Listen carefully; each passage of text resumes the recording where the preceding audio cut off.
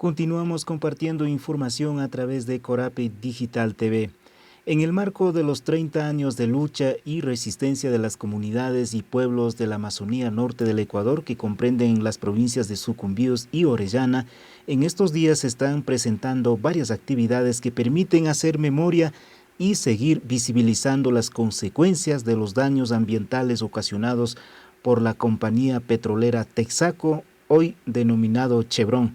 Para conocer más sobre lo que he mencionado, vamos a dialogar con el compañero Donald Moncayo, coordinador de la Unión de Afectados por las Operaciones Petroleras Texaco. Bienvenido a la Coordinadora de Medios Comunitarios del Ecuador, Corape.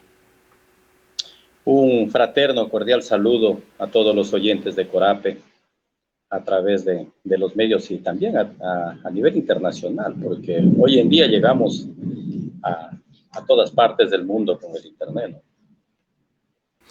En efecto, es así. Donald Moncayo es uno de los líderes incansables y defensores del ambiente. Desde su realidad y experiencia, ¿qué nos puedes contar sobre la lucha en contra del Chevron en estos 30 años?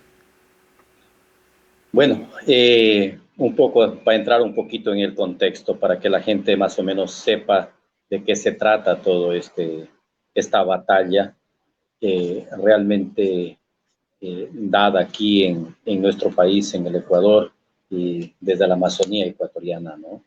Donde realmente muchas veces nos creen ignorantes y porque creen que somos ignorantes, pueden hacer y deshacer incluso hasta con nuestras propias vidas, jugar con nuestras propias vidas, convertirnos en experimentos muchas veces de las transnacionales. Es tanto así que la Texaco ingresa en la Amazonía ecuatoriana en el año de 1964, empieza a perforar el primer pozo el 16 de febrero de 1967, concluyendo el 29 de marzo de 1967.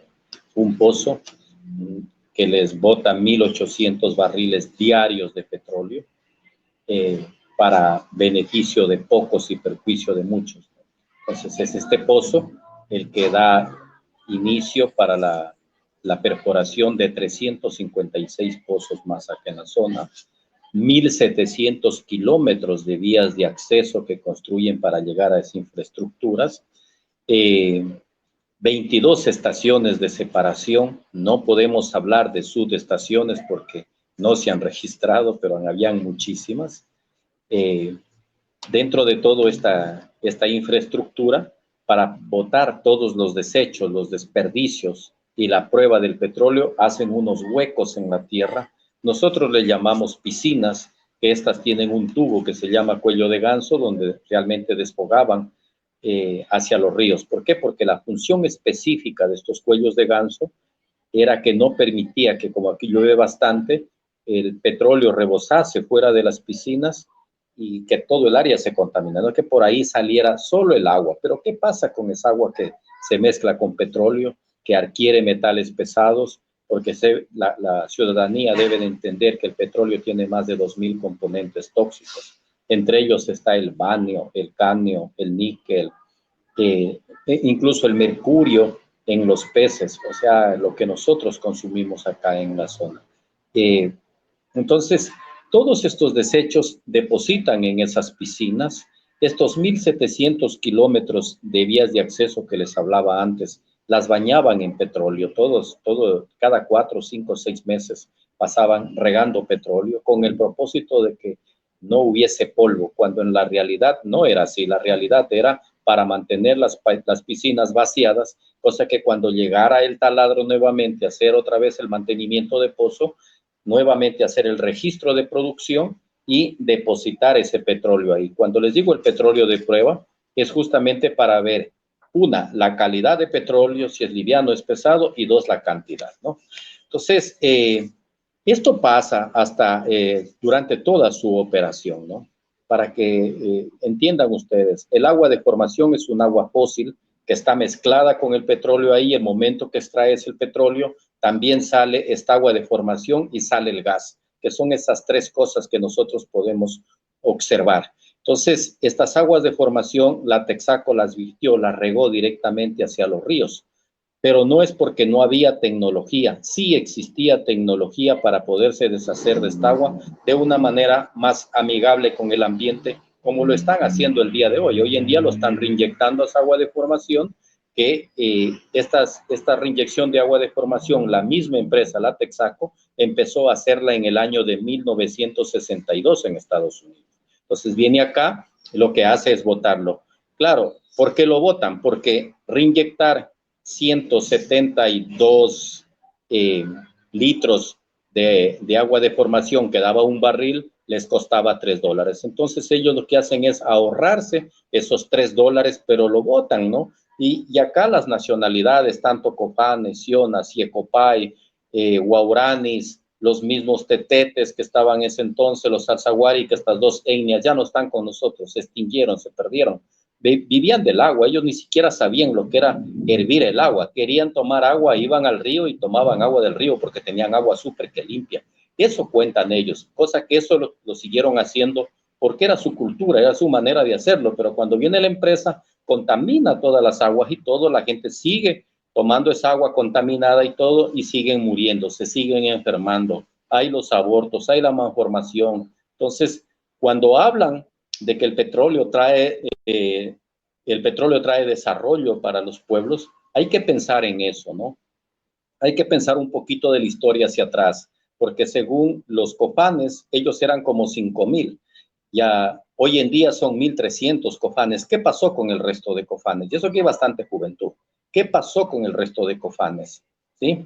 Entonces, sí tengo una historia de esta porque hubo un joven, pero lamentablemente el tiempo es corto quizás para poderla contar aquí en Corape, porque yo le hice un Toxi Tour a un joven norteamericano que vino a hacer una pasantía con el Instituto Lingüístico de Verano que estuvo acá, y él decía que habían más de 5,000 cofanes, porque él registró a 4,800 cofanes en el año de 1957. Entonces, analizarlo hoy en día, realmente a dónde se va esta riqueza de la actividad petrolera es justamente hacia las empresas transnacionales. ¿Por qué? Porque el petróleo es de los ecuatorianos mientras está en el subsuelo. Afuera ya no lo es. Váyanlo sabiendo, porque para nosotros no ha significado realmente eso desarrollo. Lo que sí ha significado es la muerte.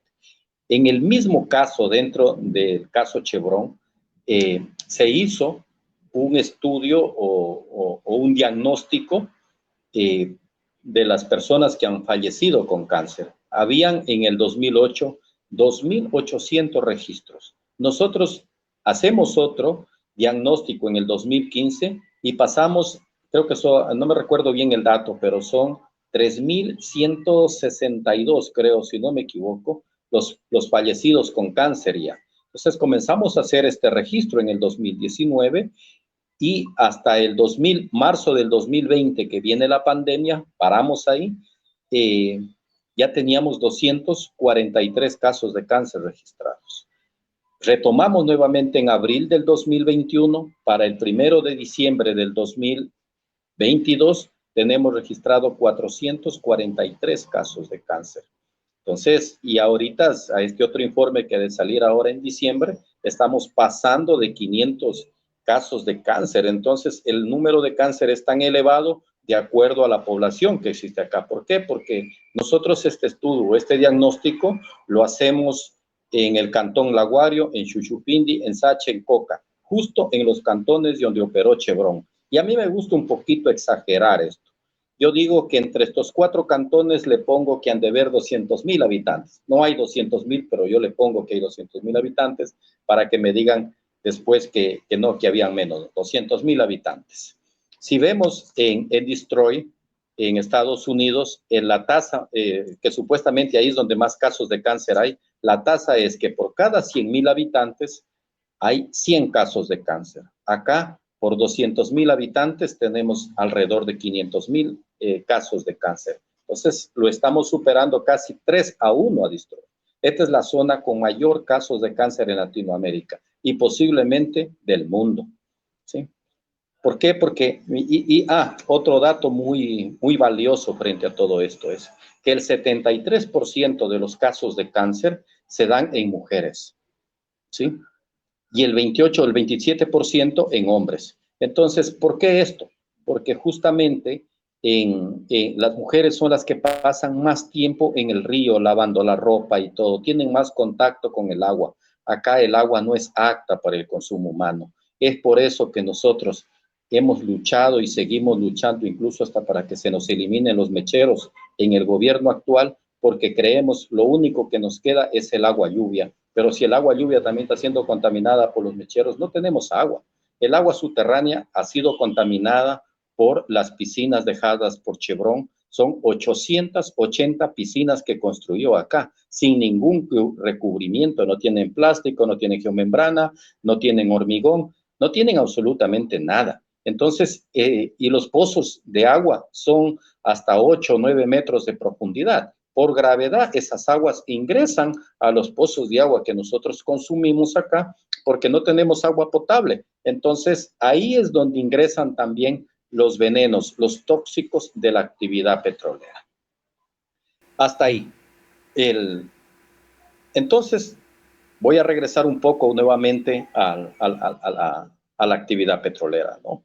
Entonces, hasta el año de 1972, cuando el Estado ecuatoriano, o sea, la Texaco ya construye lo que es el SOTE que sale desde aquí, desde el Sacha hasta Esmeraldas, que recorre 495 kilómetros, ese tubo grueso, ¿no? No había cómo sacar el petróleo. Pero en el año de 1972, cuando concluyen, pues ya se comienzan a sacar el petróleo a gran escala. O sea, pasaron 10 años que en Estados Unidos reinyectaban el agua de formación, ¿sí? Como les dije antes, por reinyectar 172 litros de agua les costaba $3. Ese es un ahorro. El otro ahorro que se hacen es construyendo las piscinas, porque no construyen tanque, no lo transportan, no construyen una máquina de recuperación de este petróleo y lo ponen dentro de la línea de bombeo, porque este petróleo no compensa el gasto económico que había que hacer frente a eso. Entonces, ese dinero también se ahorran. Entonces, todo lo hicieron enmarcados en el ahorro económico. Así operan hasta el año de 1990, hasta cuando ellos tienen el contrato de operaciones, ¿no? Hay que entender que el Estado ecuatoriano del año de 1975 en adelante pasa a ser el socio mayoritario porque le compra las acciones a Full Company, pero no es el diseñador, ni el constructor, ni el operador, sigue siendo Texaco. Y Texaco por eso cobraba más, cobraba $35. Y en el contrato que firman en el año de 1972 entre el Estado ecuatoriano y Texaco en ese entonces, dicen que la responsabilidad de los daños ambientales ocasionados serían de responsabilidad absoluta de la operadora, ¿sí? Entonces, de Texaco. Por eso él cobraba más, porque de cada $100 se repartían 32.50 para el Estado ecuatoriano, porque era el dueño del territorio, el dueño del petróleo, 32.50 para Full Company, que era la otra empresa que metió dinero, y $35 para la operadora, diseñadora y constructora. Ahí están los $100. Entonces, Texaco cobraba más por eso. Entonces, cuando ellos se van en el año de 1990, nos dejan todo un desastre. La gente acá en el año de 1988 ya comienza a levantarse, comienza a reclamar todo este daño que esta empresa ocasiona. Sí, entonces hay un grupo de compañeros que viajan a Nueva York, que los lleva la compañía Oxy, sobre todo a los compas de las nacionalidades de los Yecopay, para poder negociar con ellos la extracción del petróleo de sus comunidades, sus territorios. Entonces los trasladan a Estados Unidos para enseñarles a hablar español a ellos, ¿no? Y se entera Cristóbal Bonifaz, un abogado ecuatoriano norteamericano que vino justamente en el año de 1990, cuando estaba Texaco, y él es el que decide demandar. Ya lleva las firmas de algunos compañeros. Entonces, con este otro grupo que viaja a Estados Unidos, los hace firmar allá y presentan la demanda el 3 de noviembre de 1993. Es por esto que hoy estamos cumpliendo 30 años, ¿sí? 30 años de resistencia desde el 3 de noviembre hasta la actualidad, ¿sí? 30 años de resistencia con 10 días.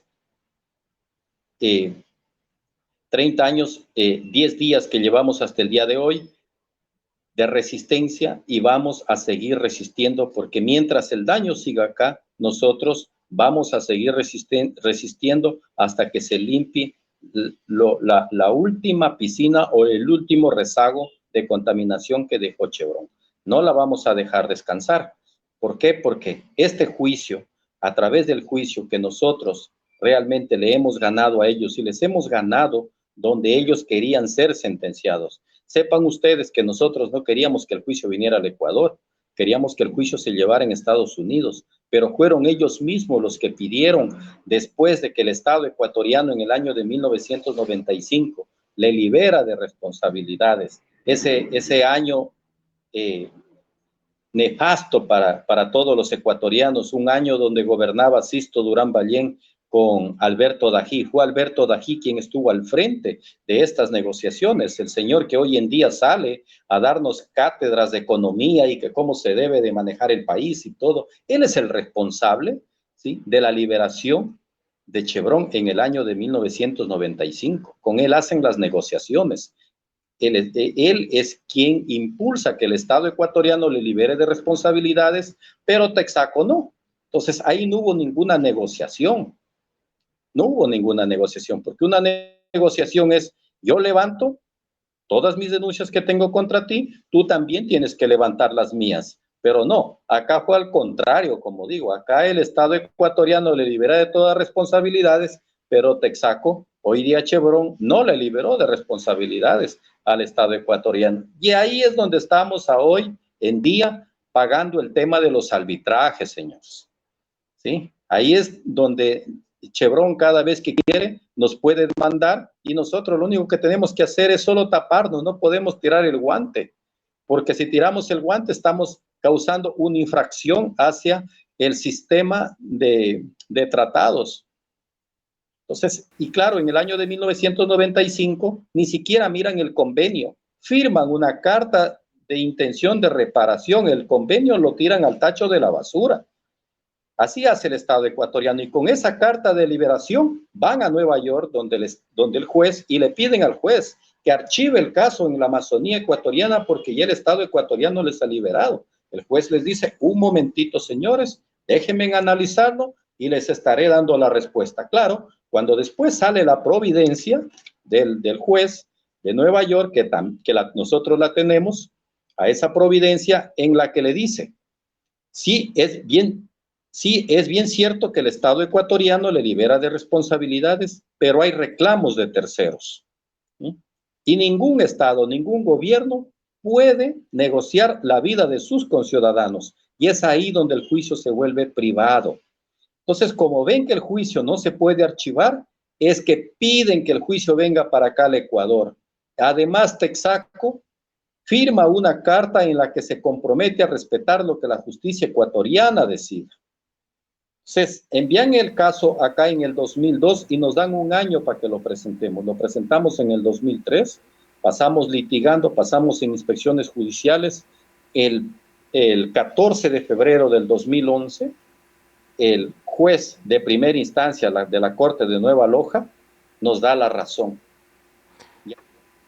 Donald, sí. Toda esta línea de tiempo me parece súper importante que conozca la ciudadanía y nuestra audiencia. Lamentablemente el tiempo nos queda muy corto, pero sin duda las consecuencias que han provocado graves afectaciones a la salud de los habitantes de las comunidades campesinas, indígenas y mestizas de las provincias de Sucumbíos y Orellana, la contaminación del agua, aire, el suelo y toda la biodiversidad del entorno han sido visibilizados por los propios voceros y demás organizaciones de derechos humanos, pero desde las autoridades, como ha manifestado don Donald, no han dado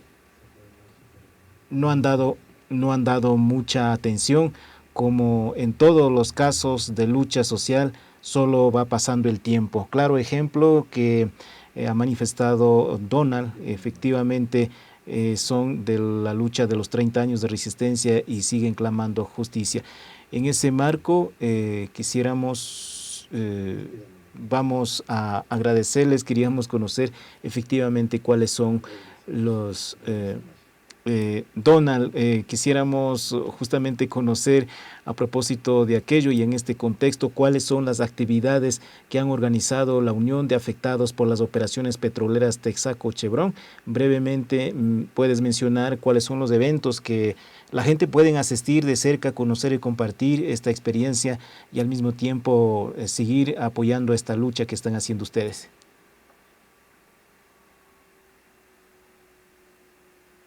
No, bueno, tenemos un sinnúmero de eventos, ¿no? Desde foros, conferencias, exposición de fotos, eh, a, durante todos estos días, todos estos tiempos, ¿no? Entonces, pero el último día, que es el 2 de diciembre, vamos a hacer una marcha aquí en Lago Agrio, bastante numerosa, donde vamos también a hacer una feria también, de cómo la manera del rescate, primeramente orgánico, y el tema de reparación, porque también ahí tiene que ver cómo se repara económicamente la gente, ¿no? Ahí ese día también habrá exposición de fotos, vendrán abuelitos, vendrán demandantes, vendrán líderes que han estado en esta lucha ese día 2 de diciembre, que es el día más importante, porque es el día en el que nosotros cerramos realmente este evento de los 30 años de resistencia contra la Chevron. Gracias, Donald Moncayo, por participar en este espacio informativo de la Coordinadora de Medios Comunitarios, Populares y Educativos del Ecuador, CORAPE. Les deseamos éxitos en el desarrollo de las actividades organizadas por la organización y la lucha continúa, Donald. Un abrazo a la distancia. Gracias igualmente para ustedes, y más bien esperarles, o sea, el 2 de diciembre que estén por acá, que nos estén visitando, que nos estén acompañando, porque esta lucha no es solamente de los amazónicos, no es solamente nuestra acá, este es de todos, es del planeta entero, porque sepan que aquí se está luchando contra el poder corporativo y buscando realmente que se constituya un tratado vinculante donde realmente se pueda demandar a las transnacionales y no se puedan burlar, porque lo que ha pasado aquí con nosotros es una burla, después de haberles ganado el juicio en el Ecuador, después de haberles demostrado realmente la contaminación que hay acá, pues se van y dicen, no, que esto es un fraude, cuando han habido 15 jueces que han conocido esta causa y todos los 15 jueces nos han dado la razón. Muy bien, amigas y amigos, siempre es un gusto de seguir compartiendo informaciones a nuestra audiencia de Corape Digital TV.